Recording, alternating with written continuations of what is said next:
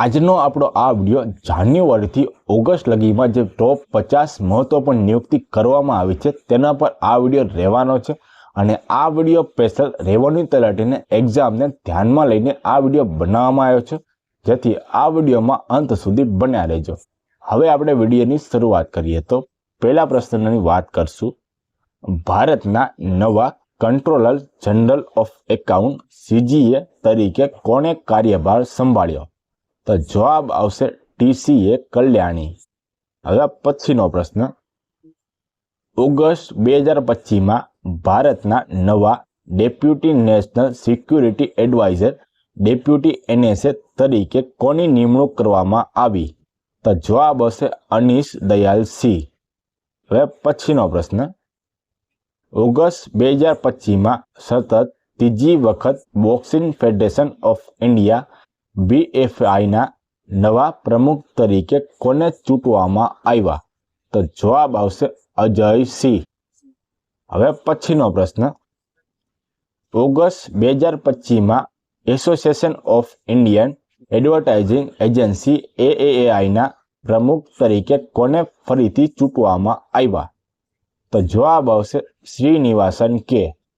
હવે પછીનો પ્રશ્ન, ઓગસ્ટ 2025માં Food Safety and Standard Authority of India FSSAIના નવા CEO તરીકે કોની નિમણૂક કરવામાં આવી? તો જવાબ આવશે રજીત પૂનાની। હવે પછીનો પ્રશ્ન, ભારતીય ક્રિકેટ કંટ્રોલ બોર્ડ BCCIના નવા કાર્યકારી પ્રમુખ કોણ બન્યા? તો જવાબ આવશે રાજીવ શુક્લા। હવે પછીનો પ્રશ્ન, OpenAI દ્વારા ભારત અને એશિયા પેસિફિક ક્ષેત્ર માટે શિક્ષણના વડા તરીકે કોની નિમણૂક કરવામાં આવી? તો જવાબ આવશે રાઘવ ગુપ્તા।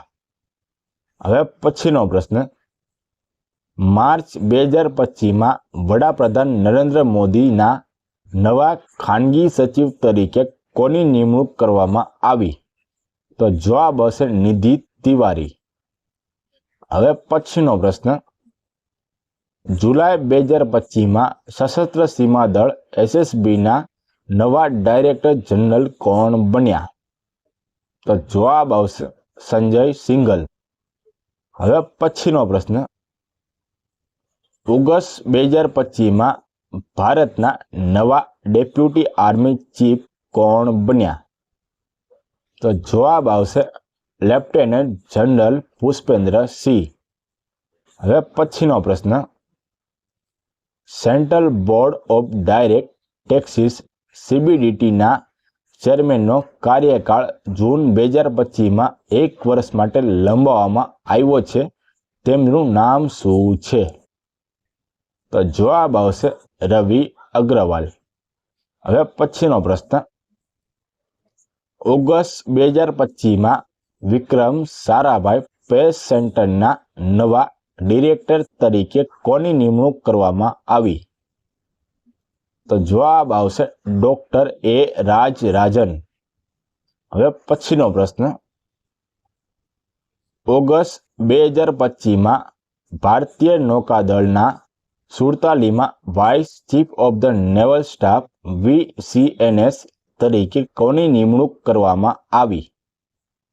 તો જવાબ આવશે વાઇસ એડમિરલ સંજય વાત્સ્યાયન। હવે પછીનો પ્રશ્ન, રેલવે પ્રોટેક્શન ફોર્સ RPFના પ્રથમ મહિલા ડાયરેક્ટર જનરલ તરીકે કોની નિમણૂક કરવામાં આવી? તો જવાબ આવશે સોનાલી મિશ્રા। હવે પછીનો પ્રશ્ન, જુલાઈ 2025માં Indira Gandhi National Open University IGNOUના પ્રથમ મહિલા વાઇસ ચાન્સેલર તરીકે કોની નિમણૂક કરવામાં આવી? તો જવાબ આવશે પ્રોફેસર ઉમા કાંજીલાલ। હવે પછીનો પ્રશ્ન, જુલાઈ 2025માં સાંસદ TVના મુખ્ય કાર્યકારી અધિકારી CEOનો વધારાનો હવાલો કોને સોંપવામાં આવ્યો હતો? તો જવાબ આવશે ઉત્પલ કુમાર સિંઘ। હવે પછીનો પ્રશ્ન, જૂન 2025માં ભારતીય ગુપ્તચર agency Research and Analysis Wing રોના નવા વડા તરીકે કોની નિમણૂક કરવામાં આવી છે?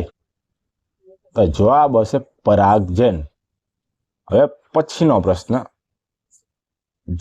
યુનિયન પબ્લિક સર્વિસ કમિશન યુપીએસસીના નવા ચેરમેન તરીકે કોની નિમણૂક કરવામાં આવી છે? તો જવાબ આવશે ડોક્ટર અજય કુમાર. હવે પછીનો પ્રશ્ન, ભારતના 26માં મુખ્ય ચૂંટણી કમિશનર તરીકે કોણ બન્યા? તો જવાબ હશે જ્ઞાનેશ કુમાર.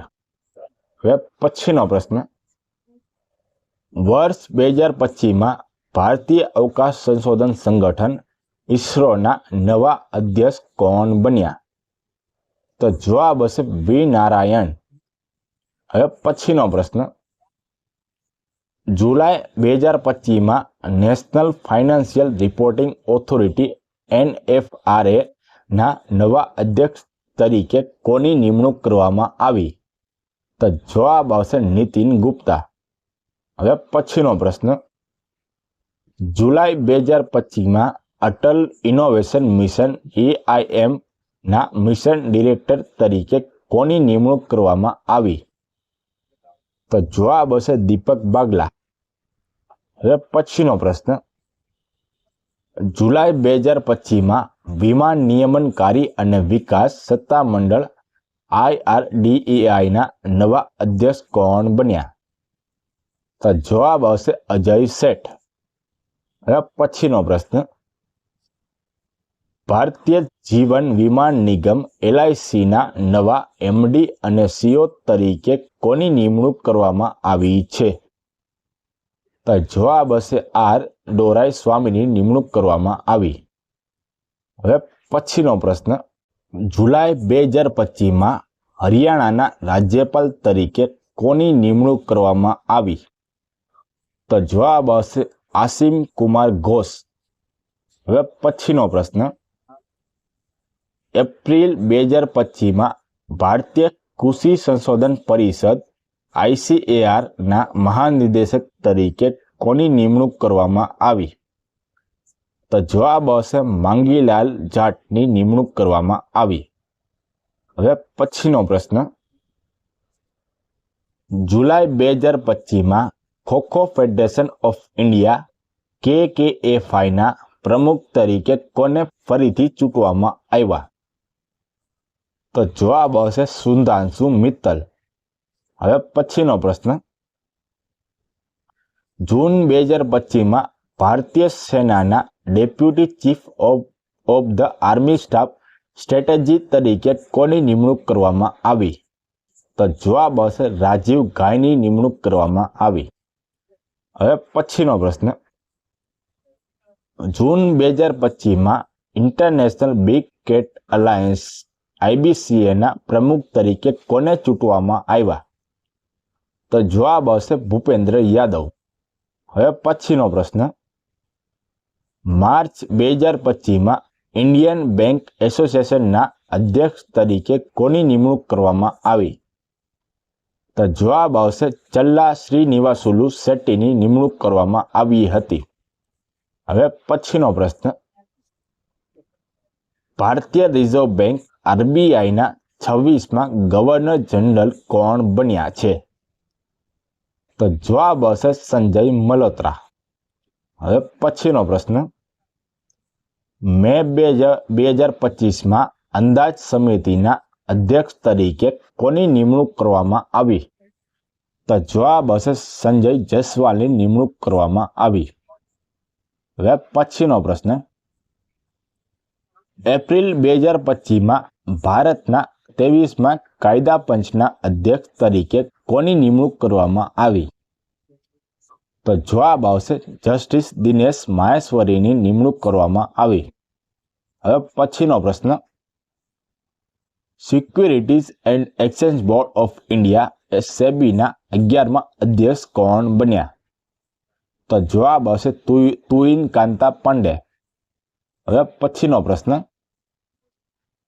જાન્યુઆરી 2025માં unique identification authority of India UIDAI ના CEO કોણ બન્યા? તો જવાબ હશે ભુવનેશ કુમાર. હવે પછીનો પ્રશ્ન, ભારતના નવા કમ્પ્ટ્રોલર અને ઓડિટર જનરલ કેગ કોણ બન્યા? તો જવાબ હશે કે સંજય મૂર્તિ.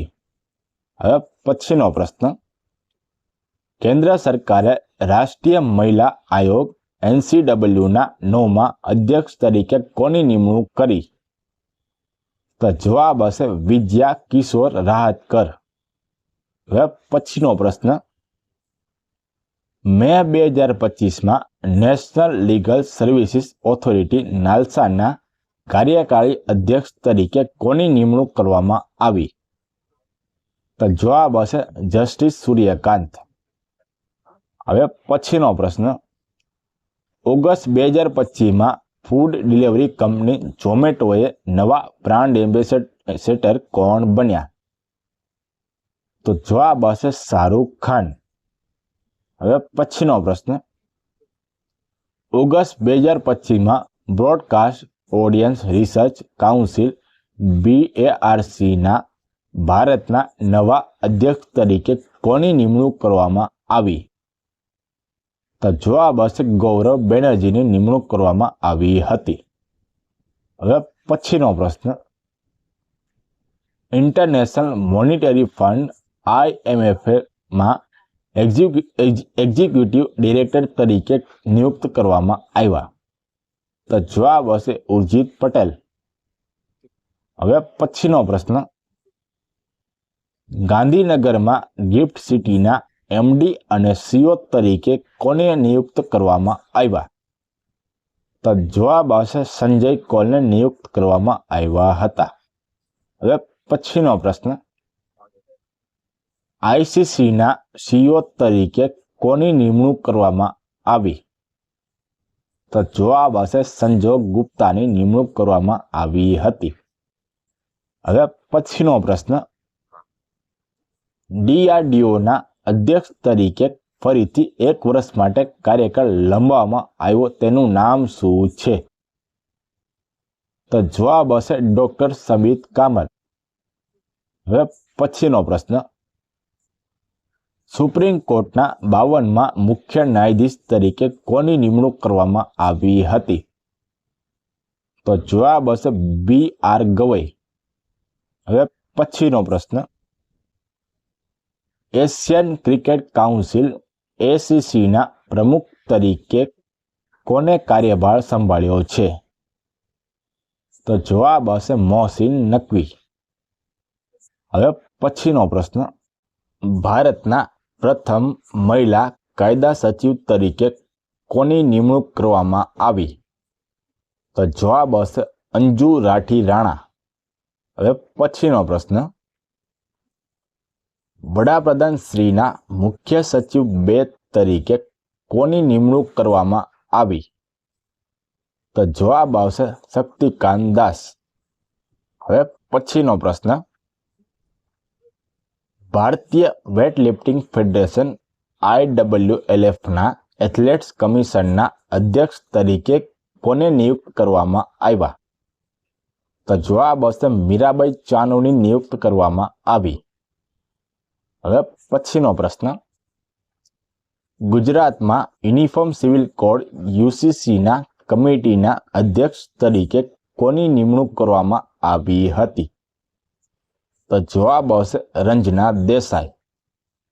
જો મિત્રો તમને આ વિડીયો પસંદ આવ્યો હોય તો વિડીયોને લાઈક, ચેનલને સબસ્ક્રાઇબ અને કોમેન્ટ બોક્સમાં કોમેન્ટ કરીને જરૂરથી જણાવજો. જય હિન્દ.